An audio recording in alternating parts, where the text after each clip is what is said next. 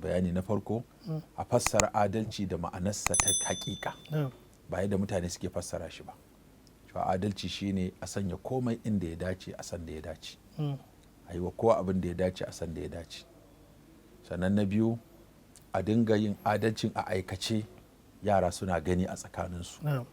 Haka mata a dinga yin adalcin a tsakaninsu suna gani.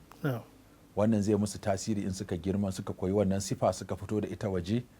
Ranar da Allah ya sa suka zama su ne alƙalai a kotuna, ko su ne gwamnoni a jihohinsu, ko su ne ciyamomi a lokal gaman ɗinsu, ko kuma ɗaya daga cikinsu ya zama shugaban ƙasa a ƙasarsa. Wannan abin da aka koya masa a gida shi zai ƙoƙari ya ga ya ɗabbaka shi a tsakanin al'umma. Kuma wannan zai taimaka wajen gyaruwar al'umma da kuma cin nasararta. Har yanzu zaka ga har manya wani in kai masa bayanin mai adalci sai ka ga bai fahimci lafazin adalci ba. Mafi yawa daidaito ya ɗauka shi ne wato kalmar adalci. Kuma muka ba da misalai da yawa, muka ba da misalin akan mata cewa wata rana za ka ga matanka suna da bambanci a wajen yanayin halittarsu.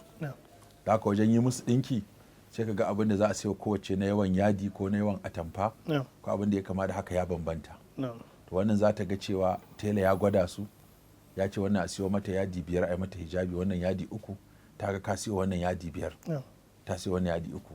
Kawai su ce malam me hukuncin mutumin da yana da mata guda 2 ya siyo wa ɗaya yadi 5 ya siyo ɗaya yadi 3, sai ka ce me ya faru?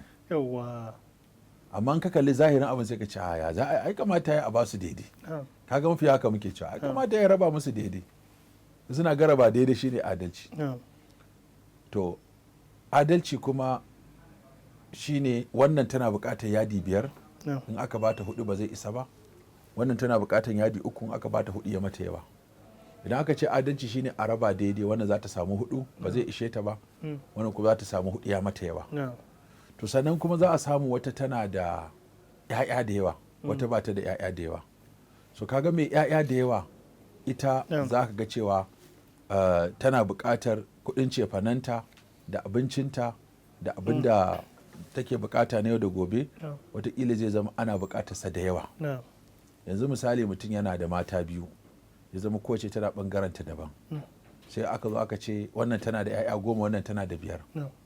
Sai ka je ka siyo buhun shinkafa 3, sai ka aje 2 a nan, ka aje 1 a nan. Sai ka je wannan tana cewa ita ba a yi mata adalci ba.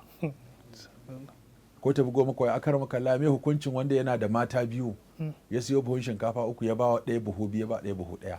A zahiri sai ka ce a baki ai kamata ya raba musu daidai. To ba ka ya kamata ka ce ba.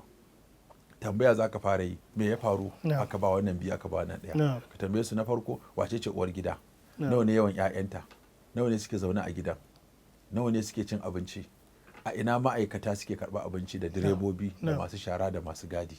Wataƙila sai ka ga cewa buƙatar da ake da ita a nan ta fi yawa fiye da waje ake ita a can.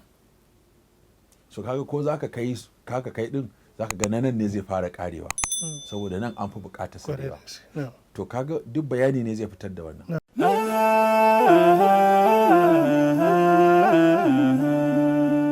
Haske mai leƙa gidan kowa Afirka TV. TV3 tafarkin rayuwa.